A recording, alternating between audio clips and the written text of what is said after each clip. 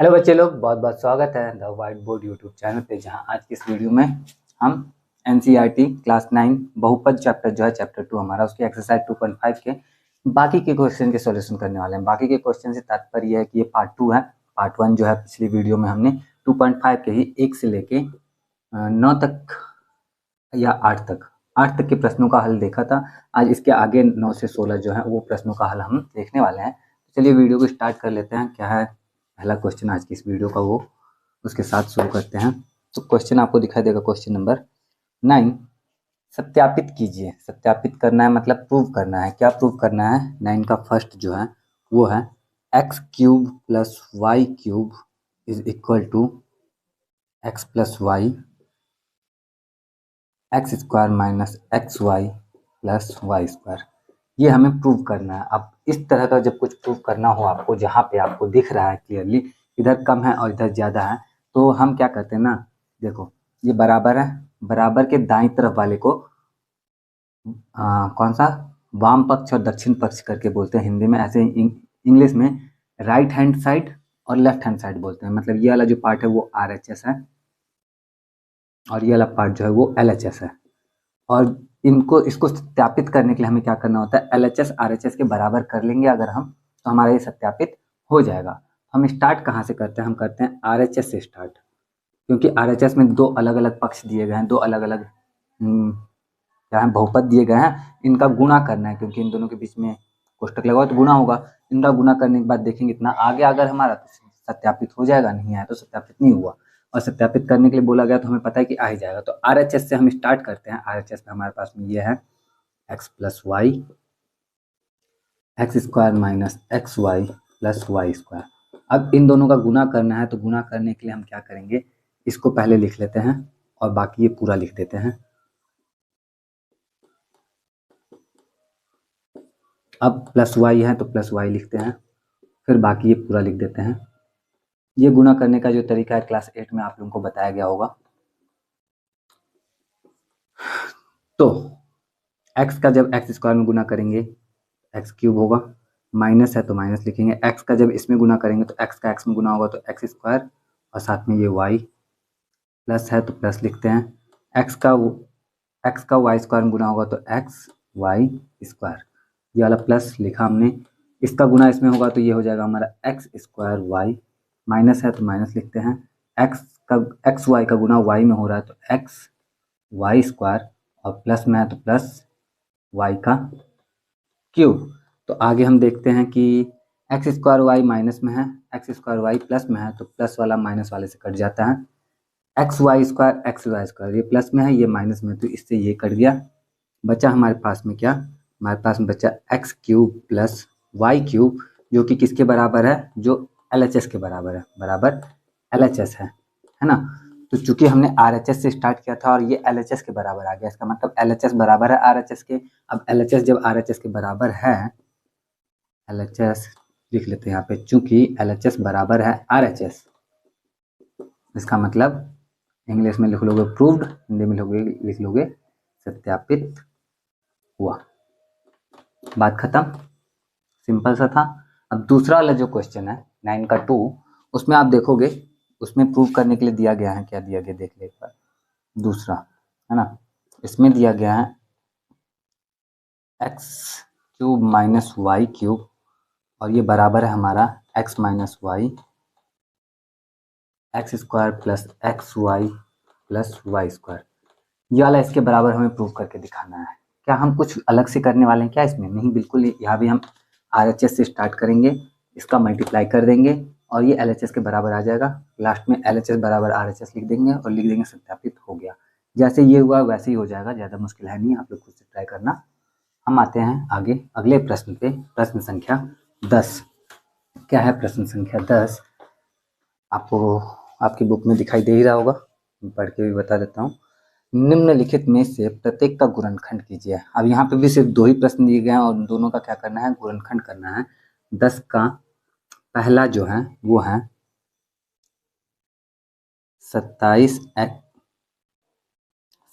Y cube plus में 125 Z cube, और दूसरा जो दिया गया है वो दिया गया है 64m³ माइनस 343 n³। अब इसका गुणनखंड करना है, इसका भी गुणनखंड करना है। गुणनखंड करना कॉम्प्लिकेटेड हो जाता है, बहुत ज़्यादा कॉम्प्लिकेटेड हो जाता है। कब? जब आपको सर्वसमीका ना पता हो। लेकिन अगर आपको सर्वसमीका पता हो तो आपके लिए गुणनखंड करना कोई बहुत बड़ी बात है नहीं। और यहाँ पे इसका गुणनखंड करने के लिए हमने जितना भी क्वेश्चन सॉल्व किया 2.5 में ना, सब में हम यही पैटर्न देख रहे हैं कि एक प्रश्न एक में हमने जो सर्वसमीका यूज़ किया उसी को यूज़ करके 2 का सॉल्यूशन हुआ है। 3 में जो सर्वसमीका यूज़ किया उसी को यूज़ करके 4 में यूज़ करके उसको सॉल्व किया। तो हमने अभी क्वेश्चन नंबर 9 में एक सर्वसमीका यूज़ किया था, सिद्ध किया था, जो उसको भी हम सर्वसमीका की तरह उपयोग कर सकते हैं। हमने क्या सिद्ध किया था? हमने ये सिद्ध किया था अभी कि x³ प्लस y³ जो होता है वो बराबर होता है हमारा x plus y x² minus xy plus y² के। और एक और चीज़ प्रूव करने के लिए दिया गया था, लेकिन शायद उसको हमने किया नहीं था, वो था x³ माइनस y³ बराबर होता है हमारा x minus y x² plus xy plus y² के। तो ये दो अलग अलग सर्वसमीका हमने अभी जो क्वेश्चन नंबर 9 में प्रूव करना था, ये वाला प्रूव किया था, ये वाला प्रूव करना बाकी था। तो इस वाले को यूज़ करके देखो x³ माइनस y³, तो ये देखो x³ माइनस y³ के रूप में दिख रहा है हमें, करके देख लेंगे कि होता है कि नहीं होता। तो ये वाला अभी मैं करके आपको बता देता हूँ, वैसे ही ये वाला भी आपका हो जाएगा। ठीक है, तो चलिए करते हैं स्टार्ट। इसको मिटाते हैं, इसको मिटाते हैं, क्योंकि हम इस वाले को हल कर रहे हैं।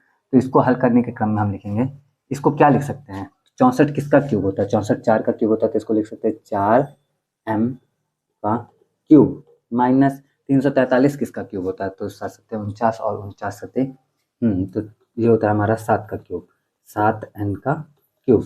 तो 4m जो है पूरा x की तरह हो सकता है और 7n जो है वो y की तरह हो सकता है। तो ये आ गया हमारा, इसका गुणनखंड करना है। तो सर्वसमीका लिखते हैं यहाँ पे, सर्वसमीका का प्रयोग करने पर, कौन सी सर्वसमीका का?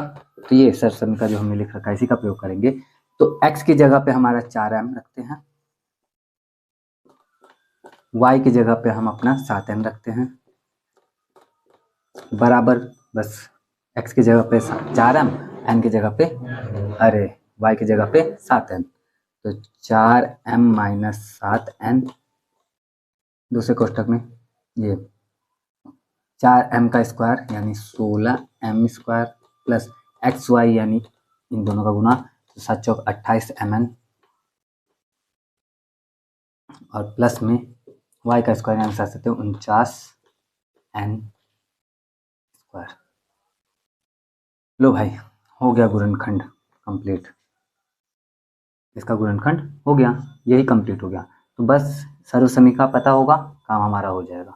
अब बढ़ते हैं आगे अगले प्रश्न की तरफ, प्रश्न संख्या 11। इसको मिटाते हैं, जैसे ये हुआ वैसे इसका दूसरा वाला भी हो जाएगा। ज़्यादा क्वेश्चन है नहीं और ज़्यादा हमारे पास समय भी नहीं है, इसलिए बढ़ते हैं आगे अगले प्रश्न की तरफ। क्या है अगला प्रश्न? क्वेश्चन नंबर 11 बोला गया गुणनखंड ज्ञात कीजिए। ओके फाइन, गुणनखंड ज्ञात करेंगे 11 नंबर में भी हम लोग। 11 नंबर में गुणनखंड ज्ञात करना है। 27x³ plus y³ plus z³ minus 9xyz, इसका गुणनखंड हमें ज्ञात करना है।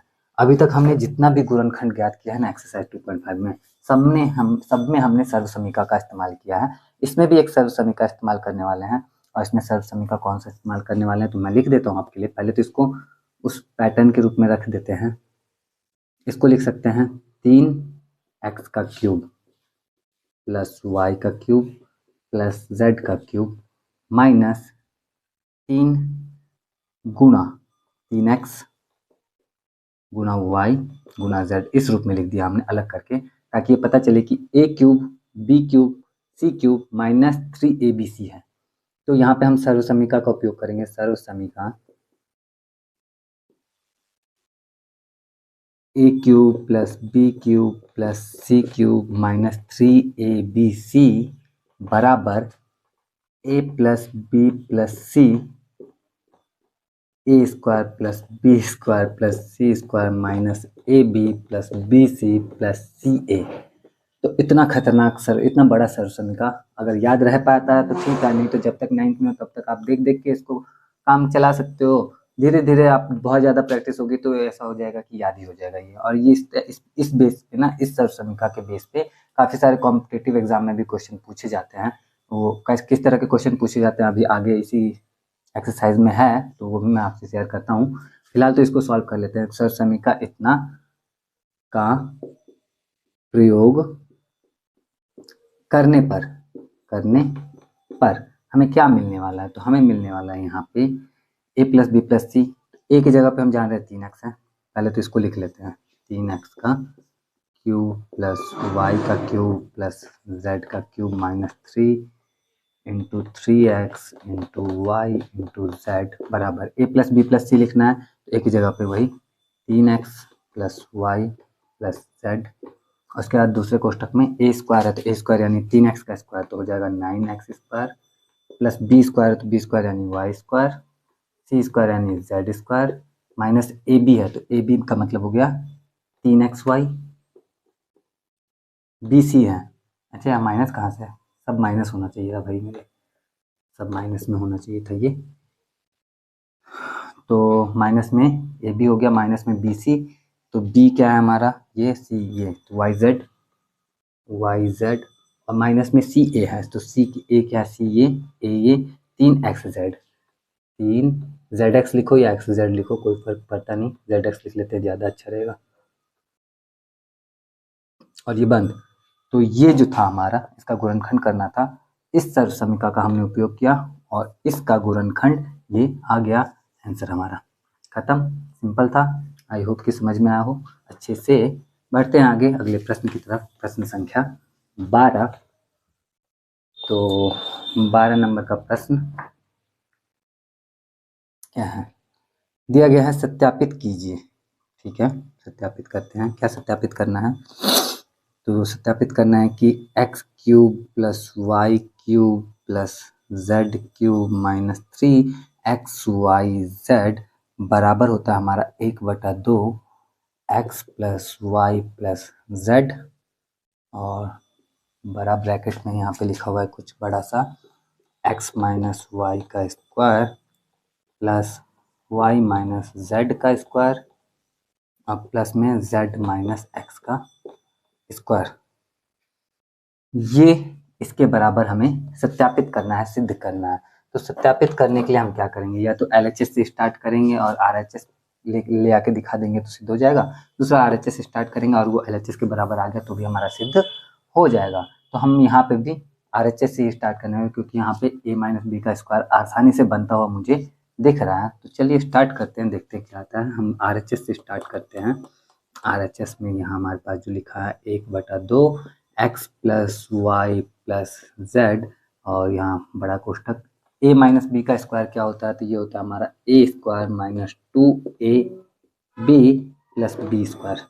ठीक है, ओके फाइन। अगला फिर a माइनस बी का स्क्वायर दिया गया होल स्क्वायर, तो a square minus 2ab plus में b स्क्वायर, फिर वही a स्क्वायर माइनस 2ab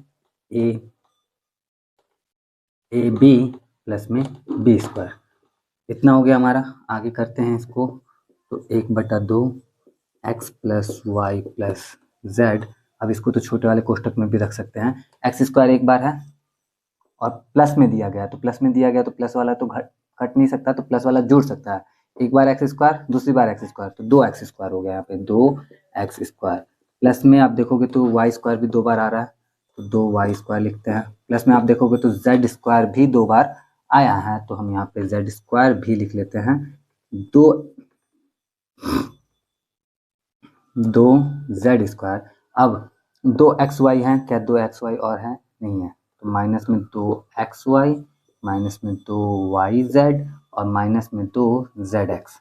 ठीक है, अब क्या करने वाले हैं, सब में हमें 2 दिख रहा है कॉमन, तो 2 को हम बाहर निकाल लेते हैं। 2 को बाहर निकालेंगे तो हमें मिलेगा 1/2 x plus y plus z, और ये 2 बाहर निकल गया कोष्टक में, कोष्टक के अंदर बचेगा x square plus y square plus z square, क्योंकि सब में से 2 तो बाहर निकल गया ना, माइनस में एक्स वाई माइनस में वाई जेड माइनस में जेड एक्स, ये आ गया हमारा। अब ये दो जो है इस बटे वाले दो से कट गया और हमारे पास में यहाँ पे अब बचा है x plus y plus z, और दूसरी तरफ है यहाँ पे आगे x square plus y square plus z square minus y z minus z x.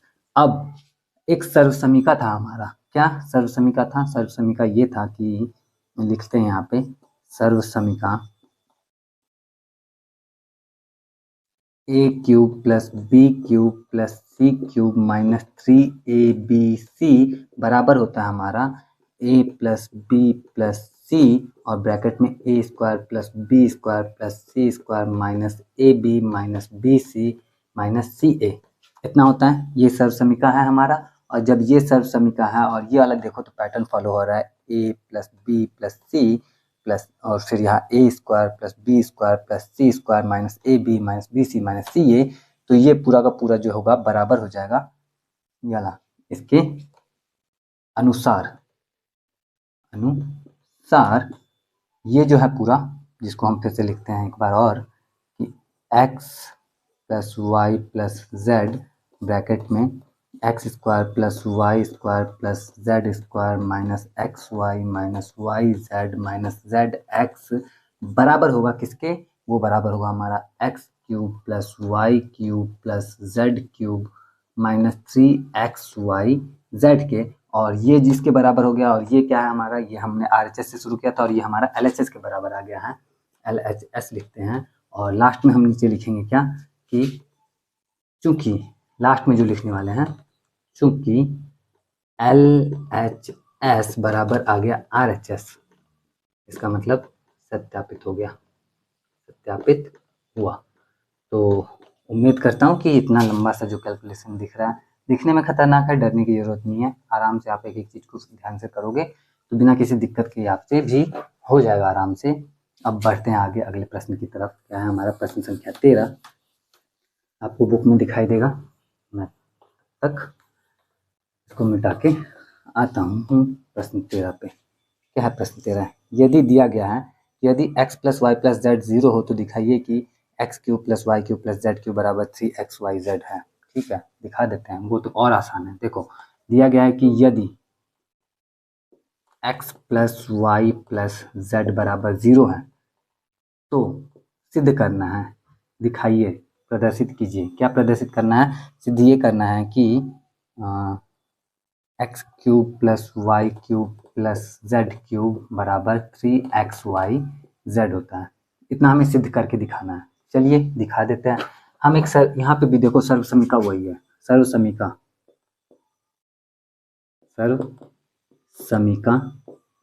से क्या है सर्वसमीका? वो ये है x cube plus y cube plus z cube plus 3 plus नहीं सॉरी यहाँ माइनस 3xyz बराबर होता है किसके? X plus y plus z bracket में x square plus y square plus z square minus x y minus y z minus z x के बराबर होता है। ये सर्वसमीका है हमारे। अब इसमें दिया गया कि यदि x plus y plus z बराबर 0 हो, अगर x plus y plus z बराबर 0 है, लिख लेते हैं यदि x plus y plus z बराबर 0 तो x cube plus y cube plus z cube minus 3xyz बराबर, ये तो 0 हो गया और मल्टीप्लाई इससे हो रहा है तो 0 का किसी से भी मल्टीप्लाई होगा, 0 multiply by x square plus y square plus z square minus x y minus y z minus z x. तो 0 से किसी में भी मल्टीप्लाई होगा तो वो तो 0 ही रह जाएगा। तो हमें मिलेगा x cube plus y cube plus z cube minus 3xyz बराबर 0। अब ये माइनस में उधर जाके प्लस में हो सकता है, तो ये हो गया हमारा x cube plus y cube plus z cube बराबर 3xyz। और इतना बराबर इतना हमें सिद्ध करने के लिए बोला गया था, हमने सिद्ध कर दिया। किस कंडीशन पे इतना सिद्ध करना था? कि यदि x plus y plus z बराबर 0 हो, तो यदि x plus y plus z बराबर हमने 0 रखा तो इतना बराबर इतना हमारा आ गया। कुछ नहीं, बस यहाँ पे भी हमने बस एक सर्वसमीका का उपयोग किया और हमारा काम हो गया। उम्मीद करता हूँ कि समझ में आया होगा अच्छे से। बढ़ते हैं आगे अपने अंतिम प्रश्नों की तरफ। प्रश्न संख्या 14 क्या है देख लें एक बार। अब बोला है वास्तव में घनों का परिकलन किए बिना निम्नलिखित में से प्रत्येक का मान ज्ञात कीजिए। ठीक है, बहुत आसान है, ये भी हो जाएगा हमारा। हाँ, प्रश्न संख्या 14 में देखो तो 2 प्रश्न है। पहला है हमारा -12 का क्यूब प्लस में 7 का क्यूब प्लस में 5 का क्यूब, और दूसरा जो है हमारा 28 का क्यूब प्लस में -15 का क्यूब प्लस में -13 का क्यूब। अब इन दोनों का मान हमें ज्ञात करना है, और कंडीशन यहाँ पे ये है कि हमें घन किसी का करना ही नहीं है। कैसे मान ज्ञात करेंगे? तो कुछ नहीं है भाई, जितना क्वेश्चन है सब में बस सर्व समी का उपयोग करो, आपका काम हो जाएगा। यहाँ पे आप कौन सा सर्व समी का उपयोग कर सकते हो? तो आपको यहाँ पे देखने को मिलेगा कि ए का क्यूब प्लस बी का क्यूब प्लस सी का क्यूब है। तो ए क्यूब बी क्यूब और सी क्यूब कौन से सर्व समीका में आता है, याद करो आप। तो हम यहाँ पे एक सर्व समीका देखते हैं कि a cube plus b cube plus c cube minus 3ab बराबर होता है हमारा a plus b plus c a square plus b square plus c square minus a b minus b c minus c a. ये सर्व समीका। अब देखो सर्व समीका में कभी एक्स वाई जेड लिखा रहता है, कभी ए बी सी भी लिखा हुआ रह सकता है, कुछ भी रह सकता है, वो हम अपने हिसाब से चेंज कर सकते हैं। तो अब इस सर्व समीका इतना होता है, ये एक सर्व समीका, ये एक नियम है, ये एक सूत्र है, ये एक फॉर्मूला है, इतना याद कर लेना। हो गया याद? अब यहाँ पे अभी कुछ देर पहले हमने एक और नियम सीखा था, क्या? कि यदि a plus b plus c बराबर 0 हो तो a cube plus b cube plus c cube जो होता है वो हो जाता है 3ab के बराबर। ठीक है, तो इसमें देखो आप लोग, ए है आपका -12, बी है आपका 7, सी है आपका 5। इसको आप देखो जोड़ के, -12 में 7 जोड़ेंगे तो आ जाएगा आपका -5, -5 में 5 जोड़ेंगे तो हो जाएगा 0। तो a plus b plus c तो आपका 0 हो गया। इसका मतलब a cube plus b cube plus c cube जो होगा वो बराबर होगा 3abc के। तो 3abc कर दो, आपका आंसर आएगा आंसर। और यहाँ पे भी देखो 28, 15, 13, ये दोनों माइनस में है तो माइनस माइनस जुड़ के हो जाएगा -28। -28 में 28 जोड़ोगे फिर 0 हो जाएगा। तो यहाँ पे भी ए प्लस बी प्लस सी जो है 0 हो गया।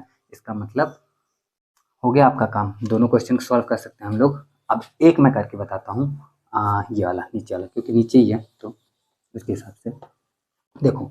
ये दिया था, अब यहाँ पे लिखते हैं सर्व समीका।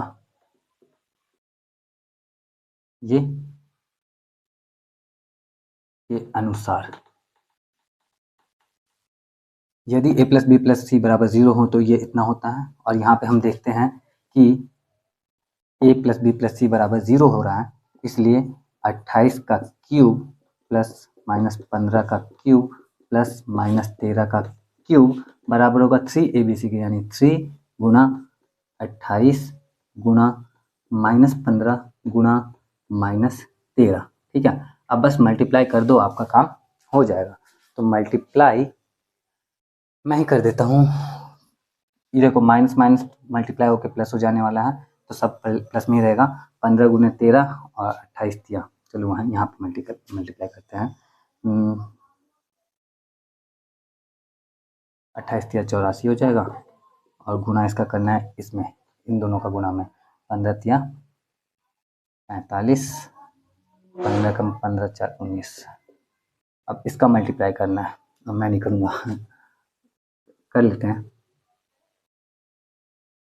इसको ऐसे मल्टीप्लाई करते हैं, 8400 प्लस 5 चौके 20 और 5 चौके 20 के 0, 8 पचे 40, 9 चौके 36, 36 और 40 हो गया 76, 77, 78 का 8 हाथ से 7, 9 8 72, 72 में 7 जोड़ दो। ज़्यादा नहीं आ गया? ज़्यादा ही आना था। चलो जोड़ दें इन दोनों को। 0 8 9 4 3 और 8 7 16, तो 16,380 आ गया। तो ये आएगा हमारा आंसर। अब यहाँ पे थोड़ा सा ध्यान देना कि गुणा जो है मैं थोड़ा सा हिचकिचाता हूँ गुणा करने में, क्योंकि कई बार मेरे से गलती हुई है पहले भी, और मैं नहीं चाहता कि इतनी लंबी वीडियो में थोड़ी सी गलती की वजह से मुझे वीडियो कुछ करना पड़े, इसलिए मैं यहाँ पे एक लाइन यूज़ करूँगा कि अगर कैलकुलेशन में कोई गलती, गुना करने में कोई गलती नहीं हुई होगी तो ये हमारा आंसर होगा। बाकी आप लोग अपने से मिला सकते हो, क्लास 9 के बच्चे हो, छोटे बच्चे नहीं हो आप लोग, ठीक है, इतना कर सकते हो तो करके बताना सही है गलत है जो भी है। बाकी गलत भी है तो आप अपने से भी कर सकते हो। मेन मेरा काम था ये समझाना कि होता कैसे है, ठीक है। अब बढ़ते हैं आगे अगले प्रश्न की तरफ। प्रश्न संख्या 15 क्या है? प्रश्न 15 आपको दिखाई देगा, दिखाई नहीं देगा, सॉरी, दिखाई देगा आपकी बुक में। मैं देख के बताता हूँ अपनी पीडीएफ से। 15 बोला गया नीचे दिए गए आयतों जिनमें उनके क्षेत्रफल दिए गए हैं में से प्रत्येक की लंबाई और चौड़ाई के लिए संभव व्यंजक दीजिए। पहला आयत जो है उसका क्षेत्रफल दिया गया हमारा 25a² माइनस 35a प्लस 12, और दूसरा आयत जो दिया गया है उसका क्षेत्रफल है हमारे पास में 35y² प्लस 13y माइनस 12। अच्छा, आयत का क्षेत्रफल होता क्या है भाई, ये बताओ। तो पहले हमें इसका लंबाई और चौड़ाई पता करना है जिसका क्षेत्रफल दिया गया ना। आयत का क्षेत्रफल क्या होता है? आयत का क्षेत्रफल होता है लंबाई गुने चौड़ाई। तो इसका मतलब कि इसमें भी किन्हीं दो व्यंजकों का गुणा हुआ होगा तभी तो इतना आया होगा। तो अब इतना किसका गुणा करने पे इतना आया होगा, ये पता करने का क्या तरीका है? कुछ नहीं, इसका गुणनखंड कर लेंगे। तो अगर हम इसका गुणनखंड कर ले तो हमारा काम हो सकता है। अब इसका गुणनखंड करने के लिए आप कौन सा सर्व समीकरण लगाने वाले हो बताओ। नहीं याद आता तो मैं ही बताता हूँ। यहाँ पे हम मध्य पद को विभक्त करके गुणनखंड कर सकते हैं सिंपल से। चलिए गुणा करके देखें, मध्य पद विभक्त करके कितना आता है। बहुत खतरनाक आने वाला है भाई। देखो, जोड़ने पे तो 35 आ जाए और गुणा करने पे 25 रहेगा तो ठीक रहेगा। 25 10, 25 से काम चलेगा नहीं, 40 कर दे तो करके ही देखता हूँ यार। देखिए, अच्छा इसको एक और, नहीं कुछ नहीं, बस वैसे ही करना पड़ेगा। 25 गुने 12 कितना होगा? 25 दें 250, 300 आ रहा है। अब 300 लाने के लिए हमें यहाँ पे कितना करना पड़ेगा? तो 15 गुने 20 का गुना करेंगे तो 300 हो जाएगा। 15 दूना 30। देखो भाई कैसे पता किया मैंने, मुझे भी अभी पता नहीं था, अभी तुरंत पता किया। कैसे पता करते हैं? मध्य पद विभक्त करके गुना। अब 25 का 12 में गुना करो, देखो कितना आ रहा है। तो 25 का 12 में गुना करते हैं तो 12 25 60 का 0 हाथ से 6 12 दूनी 24 6 30, 300 आया। तो अब 35 को हमें ऐसे ब्रेक करना है, ऐसे तोड़ना है कि गुना करने पे 300 आ जाए और जोड़ने या घटाने पे 35 आ जाए। तो 35 को हम अगर 30 30 और 5 में तोड़ेंगे तो जोड़ने पे तो 35 आएगा, लेकिन गुना करने पे देखोगे तो 150 ही आ रहा है। मतलब यहाँ से हमारा काम नहीं चला। तो इसी तरह से हम बार बार एक्सपेरिमेंट करते हैं, एंड में जाके हमें 20 और 15 मिला। 20 और 15 गुना करते हैं तो 300 आता है, जोड़ने पे 35 आता है। तो 35 को हम 20 और 15 में आराम से तोड़ सकते हैं। तो चलो तोड़े। 25a² माइनस 35 को लिख सकते हैं 20 प्लस 15 a प्लस 12। ये आगे हो जाएगा हमारा 25a² minus 20a minus 15a plus 12। अब दोनों में कॉमन देखो तो क्या है, तो 5 तो आराम से कॉमन मिल रहा है और a भी मिल रहा है, तो बचेगा 5a माइनस 4। इन दोनों में कॉमन क्या है, तो 3 कॉमन है, आराम से मिल जाएगा और बचेगा 5a माइनस 4। यहाँ पे माइनस क्यों आया? यहाँ पे तो प्लस था, जब ये कोष्टक खुलेगा गुना होगा तो ये प्लस में 12 आएगा, इसलिए कोष्टक बंद किया तो माइनस करना पड़ा इसको, ठीक है। अब यहाँ पे देखोगे माइनस के दोनों तरफ 5a माइनस 4 है, तो 5a माइनस 4 हमने ले लिया कॉमन, बचा हमारे पास में 5a माइनस 3। अब ये दो व्यंजक हैं जिनका गुणा होने पे इतना आ रहा है, यानी इन्हीं दोनों में से कोई एक लंबाई होगी और कोई एक चौड़ाई होगी। तो कौन सी लंबाई होगी कौन सी चौड़ाई होगी कैसे पता करें? जो ज्यादा वो लंबाई, जो कम वो चौड़ाई। ज्यादा दोनों में से कौन है? तो 5a तो दोनों है। a का वैल्यू अगर हम 1 रखते हैं तो दोनों 5 5 हो जाएगा। 5 में से 4 गया आया 1, 5 में से 3 गया आया 2, तो ज्यादा तो ये है। हम जान रहे हैं, यहाँ पे दिख रहा है हमें कि 5a माइनस 3 ज्यादा है। इसलिए एक आयत जिसका क्षेत्रफल इतना है उसके लिए लंबाई जो है, लंबाई के लिए जो संभव व्यंजक आया वो 5a माइनस 3, और चौड़ाई के लिए जो संभव संभव व्यंजक आया है हमारा वो आया है 5a माइनस 4। हो गया सिंपल सा। उसको भी देख लें एक बार। आओ देखते हैं इसमें क्या है। इसमें 35 गुने 12 हो रहा है, कितना हो जाएगा भाई? तो 35 150, नहीं 350, और 350 में 70 जोड़े तो 420, बहुत ज़्यादा आ गया भाई। मध्य प्रदेश में भी विभक्त हो रहा है, कर सकते हैं। 420 कैसे आएगा? 30 और 17 का गुना करें तो 17 51। यहाँ से काम नहीं चलेगा। 420 तो ठीक है। देखो 35 और 12 का गुना किया तो 420 आया। 13 को ऐसे तोड़ना है हमें कि जोड़ने या घटाने पे तो 13 आए, लेकिन गुना करने पे हमारा 420 आ जाए। तो अब कैसे करेंगे तो 420 आएगा। अगर हम 20 में से 7 घटाते हैं तो 13 आता है, लेकिन 7 दूना 14, 140 ही गुना करने पे हो पाता है। अगर हम थोड़ा और आगे बढ़े, 25 माइनस कितना है भाई, 12, 25 में से 12 घटा रहे हैं तब तो काम बिल्कुल भी नहीं चलने वाला, क्योंकि कर लेते हैं फिर भी। 12 × 5 = 60, 12 × 24 6 30, 300 ही आएगा। 30 माइनस 17, 510 हो गया। तो इसी के आसपास में कहीं लग रहा है कुछ हो सकता है, इन दोनों के बीच में हो सकता है। हम बढ़ते हैं आगे, जहाँ पे 0 आए ना, 0 आए, 0 आने के लिए या 5 आ जाए तो हम इसको 27 माइनस भी तो कर सकते हैं। बहुत सारा ढूंढना पड़ रहा है यार। चलो कोई बात नहीं, आपको दिख रहा है ना कि मुझे भी ढूंढना पड़ता है, तो उस हिसाब से आपके लिए ठीक रहेगा। आप थोड़ा फॉरवर्ड कर देना है। मैं ढूंढता हूँ। 29 माइनस 16, 28 माइनस 15, 28 माइनस 15 आएगा तो 15 8, 15 8 120 हो गया भाई। 28 में से 15 घटाते हैं तो 13 आता है, गुना करने पे 420 आता है। इसको हम 28 और 15 में तोड़ सकते हैं। चलो तोड़ें और हल करें।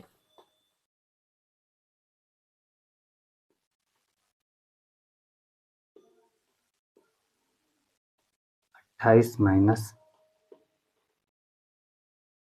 15, वाई माइनस 12, आगे की line 35y² plus 28y minus 15y minus 12। दोनों में कॉमन देखो तो 7 मिल रहा है हमें, 7y कॉमन लिया तो बचा 5y प्लस 4। दोनों में कॉमन देखो तो क्या मिल रहा है, तो 3 कॉमन मिल रहा है, 5y प्लस 4। यहाँ पे प्लस कैसे हो गया, यहाँ तो माइनस था क्योंकि कोष्टक में बंद हुआ इसीलिए। ठीक है, दोनों माइनस के दोनों तरफ देखो तो 5y प्लस 4 दोनों तरफ है, कॉमन ले लिया, बचा हमारे पास में 7y माइनस 3। अब इन दोनों में बड़ा कौन है छोटा कौन है, वही y की जगह आप 1 रखो तो आपको मिलेगा यहाँ पे 5, यहाँ पे मिलेगा 7। 5 में 4 जोड़ा तो हो गया 9, 7 में 3 घटाया तो हो गया 4। तो ये ज़्यादा है, ये कम है, इसलिए लंबाई जो होगा यहाँ पे वो 5y प्लस 4, और चौड़ाई जो है यहाँ पे वो कौन सा हो जाएगा, 7y माइनस 3। और इस तरह से हमने दोनों आयतों के लंबाई और चौड़ाई का ज्ञान हासिल हल करके पता कर लिया। अब अंतिम प्रश्न है, फटाफट से उसको करते हैं और वीडियो को समाप्त करते हैं यहाँ पे। अंतिम प्रश्न यानी प्रश्न संख्या 16 क्या दिया गया है, घनाभों जिनके आयतन दिए गए हैं और उनकी विमाओं के लिए संभव व्यंजक क्या है पता कीजिए। पहला 16 का जो पहला दिया गया है वो है 3x² माइनस 12x। घनाभ का आयतन क्या होता है, उसमें होता है लंबाई चौड़ाई और ऊंचाई तीनों, यानी कि L, B और H। ठीक है, लेंथ ब्रेथ एंड हाइट। अब L, B और H पता करने के लिए तीन खंड, इसके 3 गुणनखंड भी तो हमें पता करने चाहिए ना। तो इसमें देखो एक गुणनखंड तो हमें आसानी से मिल रहा है कि अगर हम 3x को बाहर ले लेते हैं तो यहाँ पे बचता है सिर्फ x माइनस 4। अब 3 खंडों में ऑटोमेटिक बच गया, एक 3, एक हमारा x है और एक हमारा x माइनस 4 है। अब तीनों में लंबाई कौन, चौड़ाई कौन और ऊंचाई कौन, किसी को भी रख दो, क्या फर्क पड़ता है, कुछ पता तो इसमें चलने नहीं वाला कि कौन बड़ा कौन छोटा। ये तो हाँ देखो, ये बड़ा है ये छोटा है, ठीक है, ये तो पता चल रहा है। तो रख दो कुछ भी, मान लो ये लंबाई, ये चौड़ाई और ये ऊंचाई। आंसर आसानी से हो गया, इसमें तो ज़्यादा कुछ करना ही नहीं पड़ा। दूसरा भी कर ही लेते हैं इसी बात पे। दूसरा क्या है 16 का, दूसरा दिया गया हमारे पास में 12ky² plus 6ky minus 20k। लो भाई, इसमें क्या दिख रहा है, के तो हमें दिख रहा है क्लियरली, के को बाहर निकालो भाई। के जब, अच्छा के अलावा भी कुछ बाहर निकल सकता है, क्योंकि 12, 6 और 20 में कॉमन भी है कुछ, क्या 2 कॉमन है, 2 के पहाड़ में सब आता है, तो 2 को भी बाहर निकालते हैं। तो 2 के हमने निकाल लिया बाहर, बचा क्या हमारे पास में, हमारे पास में बचा 6y² plus 3k sorry 3y minus 10। ये एक दो व्यंजक यहाँ पे दो और के दोनों मिले हैं और तीसरा इसको भी मान सकते हैं, लेकिन यहाँ पे हमें मालूम है कि इसका भी गुणनखंड किया जा सकता है, तो इसका भी गुणनखंड हम करते हैं। गुणनखंड करने का तरीका वही है, मध्य पद को विभक्त कर सकते हैं। यहाँ पे पहले देख लें, 10 और 6 का गुना करने पे 60 आता है, तो 3 को ऐसे तोड़ो कि गुना करने पे हमारा 60 आए और जोड़ने घटाने पे 3 आए। तो 3 को हम कैसे तोड़ सकते हैं, तो हम जानते हैं क्या जानते हैं हम जानते हैं क्या है कि 3 है तो 10 छक्का 60 होता है, लेकिन 10 में से 6 घटाते हैं तो 4 आता है, 3 नहीं आता है। ओके, और 9 में से 6 घटाते हैं तो 9 छक्के 54 ही रह जाता है।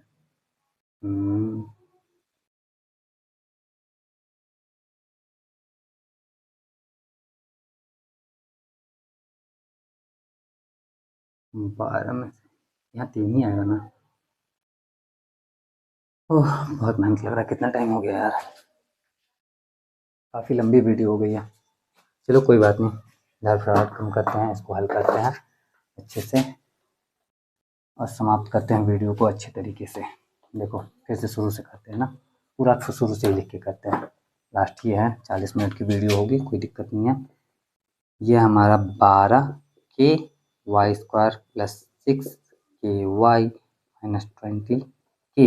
अब यहाँ पे हमने कुछ कॉमन लिया था, इसमें से कॉमन ले लिया था हमने 2 के, तो यहाँ पे 12 में से 2 कॉमन लिया तो 6 वाई स्क्वायर प्लस इसमें से 3 बचा हमारा 3 वाई, अब माइनस में बचा हमारे पास में सिर्फ 10। अब 6 और 10 का गुना होता है तो हो जाता है हमारा 60। अब यहाँ पे 60 लाना है तो कैसे आएगा 60? 4 माइनस 1, 4 के 4 ही होता है, 5 माइनस 2, 5 में 10, 6 माइनस 3, 6 18, 7 माइनस 4 28, 8 माइनस 5 40, 9 माइनस 6 54 और 10 माइनस 7 70। अजीब बात है यार, मध्यपद तो विभक्त हुआ ही नहीं। अब मध्यपद विभक्त नहीं हुआ तो क्या कर सकते हैं, क्या इसका गुणनखंड होगा? गुणनखंड करने का तरीका है तरीका, लेकिन वो आपको बताना है कि नहीं बताना है, थोड़ा सा कंफ्यूज हूँ, बताता हूँ। y का वैल्यू आ जाएगा इस तरह से, -3 प्लस माइनस रूट अंडर 3 का स्क्वायर माइनस 4 गुना 6 गुना माइनस 10 बटा 2 है। गुणनखंड थोड़ी होगा इससे, गुणनखंड तो नहीं होगा, तो कैसे होगा ये? इसको ऐसे भी छोड़ सकते हैं।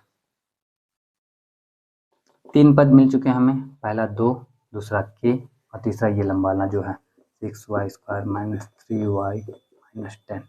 ठीक है, तो ये लंबाई चौड़ाई और ऊंचाई इस तरह से लिख लो। और अगर इसका गुणनखंड आपको लग रहा है कि आप, मतलब अगर मेरे माइंड में अगर अभी नहीं आ रहा, आपको लग रहा है आप कर सकते हो किसी तरीके से, जो भी हो, मुझे पता नहीं कहाँ पे गलती हो रहा है, कुछ याद नहीं, समझ नहीं आ रहा, काफ़ी देर से वीडियो बना रहा हूँ शायद इस वजह से, क्या जो भी हो आपके भरोसे मैं इसको छोड़ रहा हूँ, अच्छे से करना। और बाई चांस मुझे बाद में याद आया तो मैं बाद में वीडियो बना लूँगा। सॉरी, इसको पूरा नहीं कर रहा हूँ। लंबाई चौड़ाई ऊंचाई या तो इतना ही रहेगा, या फिर अगर इसका गुणनखंड होता है तो जो भी आता है मुझे बताओ। एक और तरीका तो था पता करने का, ऐसे भी तो कर सकते हैं इसको, छोड़ो यार बाद में करूँगा, बाद में करता हूँ। मिलता हूँ मैं आपसे नेक्स्ट वीडियो में। ये 2.5 यहाँ पे ख़त्म होती है, 2.5 नहीं, चैप्टर 2 का जो बहुपद है हमारा वही पूरा यहाँ पे समाप्त होता है। मिलूंगा मैं आपसे अगली वीडियो में। अगला चैप्टर है निर्देशांक ज्यामिति, तो उसके क्वेश्चन के सोल्यूशन के साथ अगर उसके लिए अपडेटेड रहना हो तो चैनल को सब्सक्राइब कर लेना। और मिलता हूँ मैं आपसे नेक्स्ट वीडियो में, तब तक अपना ख्याल रखना, अच्छे से पढ़ाई करते रहना। जय हिंद।